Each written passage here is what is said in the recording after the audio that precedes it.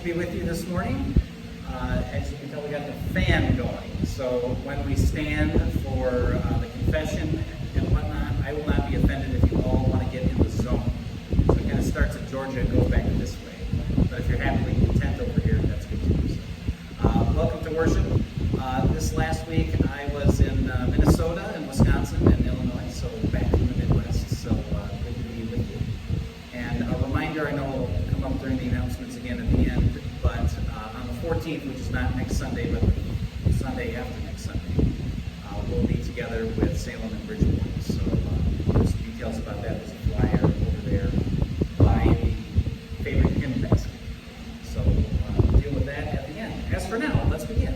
So welcome to worship. We'll start with confession and forgiveness. You'll find that in your worship folder, and I invite you to stand.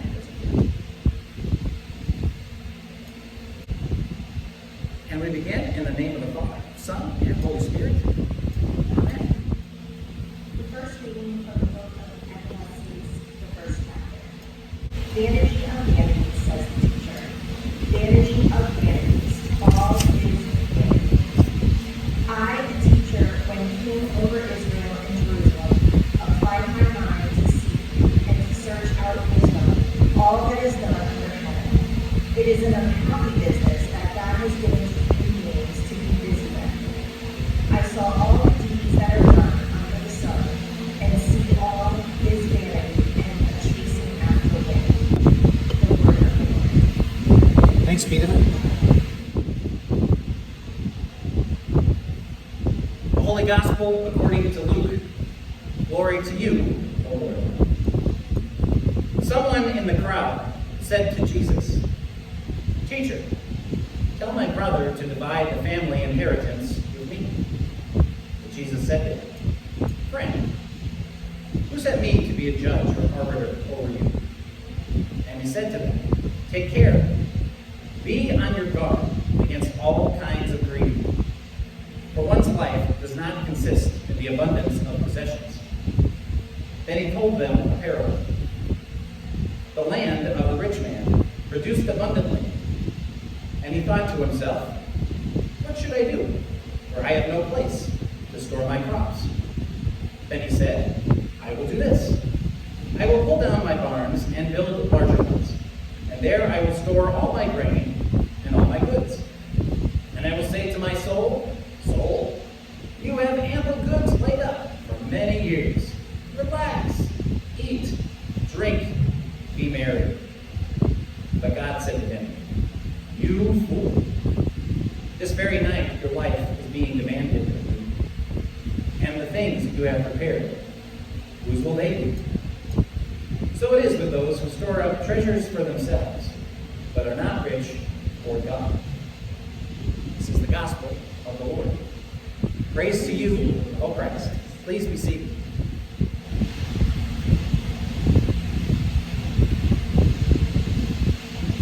So I went to St. Paul, Minnesota for seminary at Lutheran Seminary.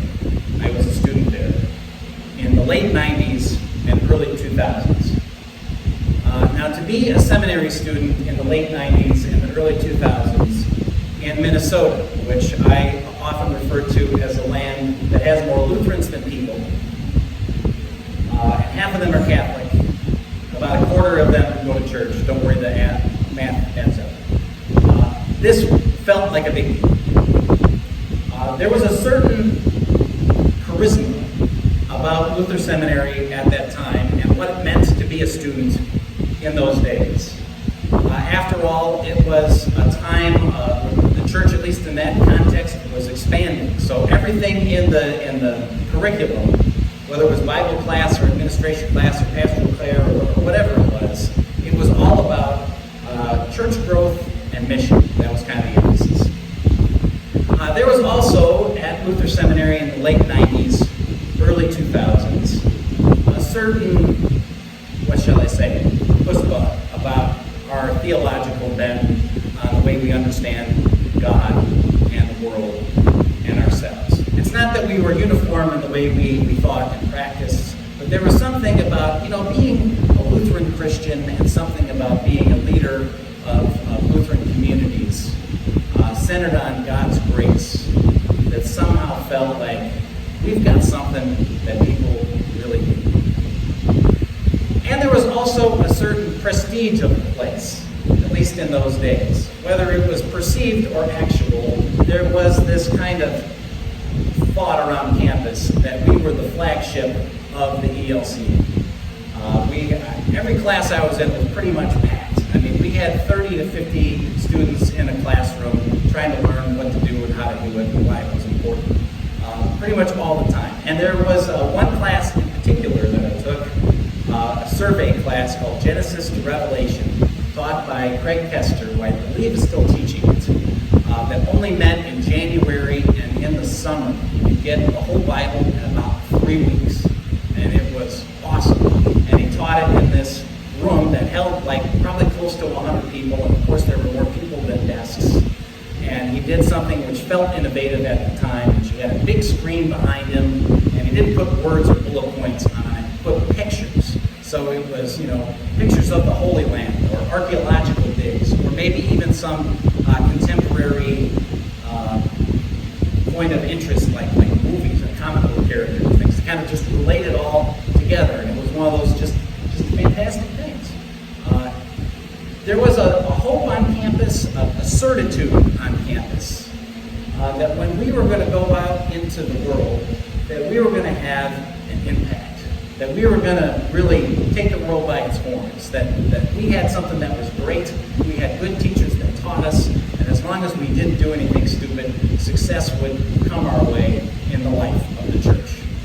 Of course, life has changed in 20 years, but that was how we were thinking at the time. My senior year, I had this class with I think my favorite teacher. I'll call him my favorite teacher, Jim Lindbergh. He taught Old Testament. I had him for about 4 or 5 classes. This was an elective, so there were a lot of classes you had to take, and plenty of Bible classes you had to take. But I always would take more of them. I figured since I was a student from Lutheran Seminary, the rest of the stuff I could figure out, but give me more Bible. So that's what I did with most of my electives. This one was Ecclesiastes, which was our first reading for today. And it was a small class. It was maybe 10 or 15 of us. And instead of a big auditorium packed with people, we sat kind of seminar style, not necessarily in a round, but kind of like 4 8-foot tables kind of put in a box. And it was the first day of class. It was hot. It was the springtime. It was only 6 weeks. One of the last classes I took in seminary. And Lindbergh was late. And we wondered if he forgot about it or something. He had a little bit of a reputation of that. So we're sitting around, and because it was an elective, not all of my classmates in that particular course were at the same grade level, so we were kind of getting to know each other, talking a little bit, when Lindbergh comes storming into class. He was a person of considerable stature. I think he was like 6'5". And he wasn't built like a truck, but he was tall and he was big. And he had on his kind of signature checkered shirt and striped tie that didn't really go together, and his jacket and his curly hair, and he came in and he just kind of looked at us, and it was hot. He took off his jacket and he reached in his jacket pocket and pulled out this big stogie, and he put it in his mouth, and he put his foot on the table like this, and he lit it up in class, this big cigar, and we're all looking at him like, what is going on? And he's drawing on this thing, trying to get the ember lit on the end, and he takes this big long draft off of it and pauses, and we're all kind of like wondering what's going to happen next.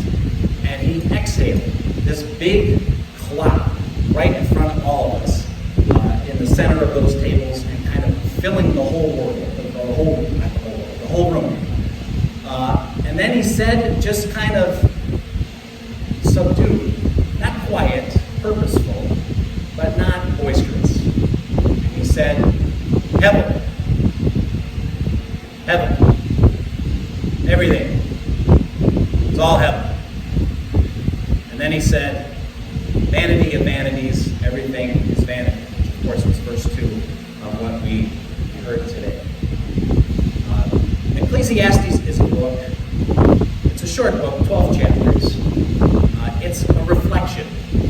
It's a reflection from a wise sage. And if you kind of read the details in it, it says he was the king of Israel. There's a thought and tradition that maybe it's Solomon himself. We don't know that. But whoever he was a wise person who had seen a lot. And Ecclesiastes, which is his name, the teacher in Greek, he kind of takes on what the meaning of life is. And basically says, you know what? We've gotten it all wrong. I've gotten it all wrong. You know what everything is? It's nothing like a big puff of smoke. That's the word Hevel. Hevel, everything is Hevel. He likes it so much, he says it 38 times in 12 chapters. And this is what he reflects on. He says, we've gone about this all the wrong way, and I've gone about this all the wrong way. Wealth is not the answer. Success is not the answer. Status is not the answer. Seeking the good life is not the answer. Even wisdom, which he's a specialist in wisdom, even that has its trappings.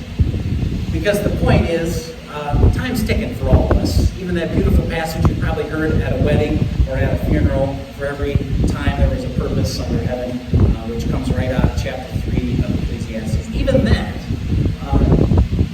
we experience life as it's a puff of smoke. It's here for a moment.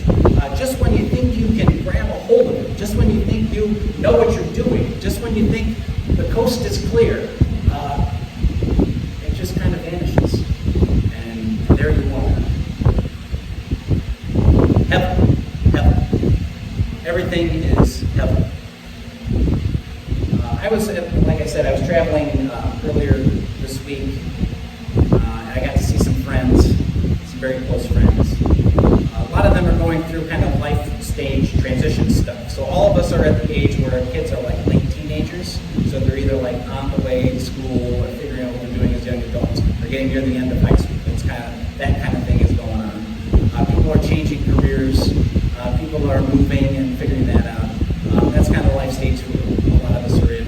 So we were reflecting on that a little bit. And you know what? Ecclesiastes seems to speak right at there.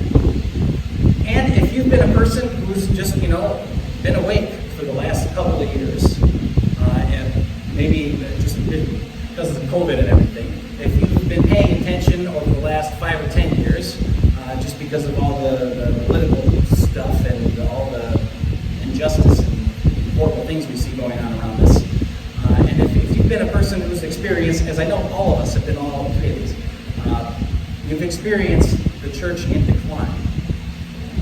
Ecclesiastes speaks right to this. It's not all heaven, actually. I mean, he leaves you in a place wondering, well, then what are we doing? When I was there too, I have family members who are going through a lot, who are struggling, health-wise, economic-wise, relationship-wise, and you wonder, is there any purpose to this? Is it all just hell anyway? And yet there's a resilience, a faithfulness, a deep meaning underneath that you can find in little moments. And then I was with another family member who you could tell is kind of not on his A game anymore and kind of thinking about these things, and said to me quite up, well, I probably got about 5 or 10 years left, and I guess that's it, so who cares? Well, that's not really what this is about. I hope we don't end up in that place. So what is Ecclesiastes talking about here? If it's not wealth, if it's not success, if it's not status, if it's not the good life, if it's not wisdom, if it's not all the things we've been trained to think are important our entire lives, then what is it? What should we be up to? And Ecclesiastes lands in a kind of an interesting place, which again is nothing we don't already know.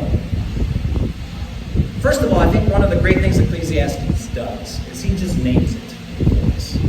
Right? We've all sought meaning in each of these things, and we've all found them through. Sometimes we experience them and they're great, and sometimes they just slip through our fingers like that puff of smoke, and you wonder if you're on the wrong track, what it's all about. And Ecclesiastes does a wonderful job laying that all out for us. But secondly, he also gives us an alternative. It's kind of under the lines rather than big bold quotes you could just pull out. But it's there. We find meaning in those little moments. And we've all had these. When you're with the people you care about, when you're doing work out in the hot, blistering sun, as we've experienced over these last weeks, but it doesn't feel like it's in vain. You know it's meaningful because it's going to help somebody, or it's going to help you or your family. And so you keep going at it because you know it's important. Or when you do the right thing anyway, even though it seems like nobody else seems to care or mind. But you stay true to yourself and what you think is right. And you do it.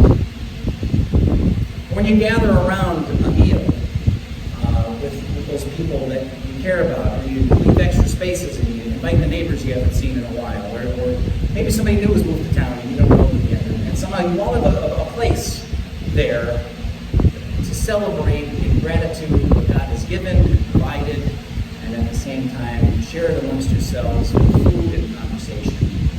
And you know there's something there.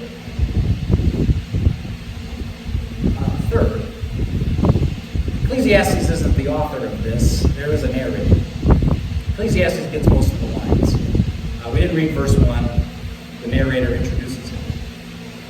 And then the last part of chapter 12 is the narrator's reflection on everything that he has taught and reflected upon. And he doesn't leave us hanging, thankfully, because there's some good news there. And it's about this. What is the meaning of life? But it is to love God. It's to dwell in God's love and commandments. Right? Remember when Jesus was asked what's the most important thing? He says, love the Lord your whole God with your whole heart, mind, and strength. Love your neighbor as yourself. He's saying that. So when we go about our business, and we think about the world in which we live, Ecclesiastes gives us a new set of lenses in which to take a peek. Because we start to notice, well, not to be crass, but the foolishness around us everywhere. The first, of course, is wealth. Jesus points that out in this parable for today, right? This guy's just building and building and building, and he doesn't stop to really consider why. Or he doesn't start to think of what he could do better with that, or how he can help somebody, or what the future might look like. He just goes about it, not knowing that he's going to die that very night.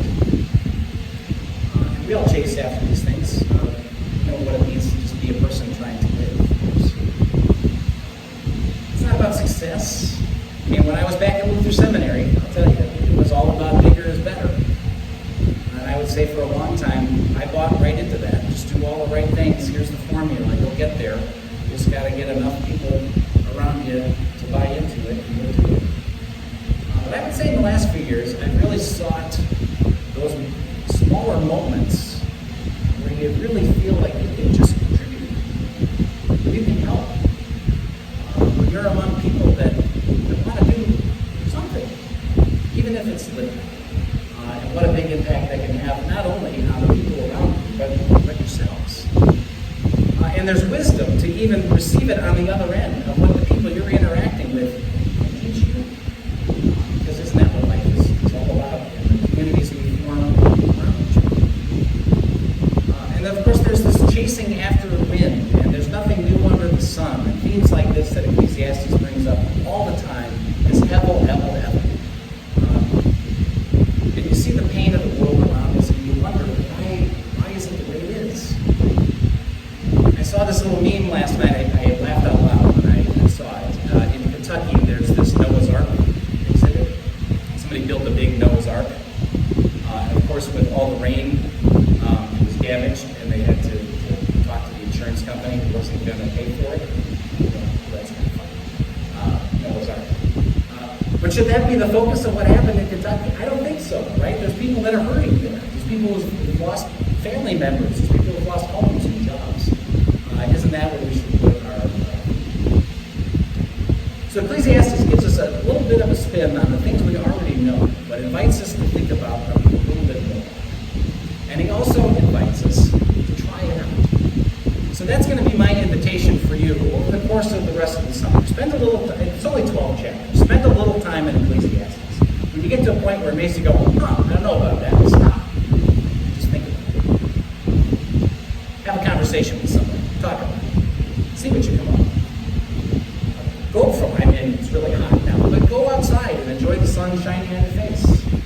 Ecclesiastes would want us to do that, rather than vainly chase this smoky wind that's going everywhere. Think about those people in your life who really taught you something. I really think a lot. I've been out of seminary 20 years. I've thought a lot about professors that I've had, since a number of them have died, and what I've learned from them. Lindbergh in particular. I mean, he taught me not only that I don't like cigars, but also he taught me Bereshit bara Elohim et hashamayim va'aretz, which is in the beginning God created the heavens and the earth. That's how you say it in Hebrew. I teach the kids that. What a great legacy he shared with me that I can pass along. We all have things like that. And where are the places in our lives, even though the world just feels crazy consistently all the time, and the burden is overwhelming, we can respond with gratitude, with joy, with mercy, with grace. Isn't that why Jesus came to be among us in the first place? Paul says in Corinthians that community was struggling greatly. What we believe and trust in is foolish in those times. But we believe in a Christ who was crucified for you and for me and for the world. And through the power of that foolishness is God's wisdom. And more importantly, is God's love. So let's go about it. Let's play with Ecclesiastes a little bit. Enjoy a little bit of this summer that we have left. See where you might be able to help. And maybe lay off the cigar.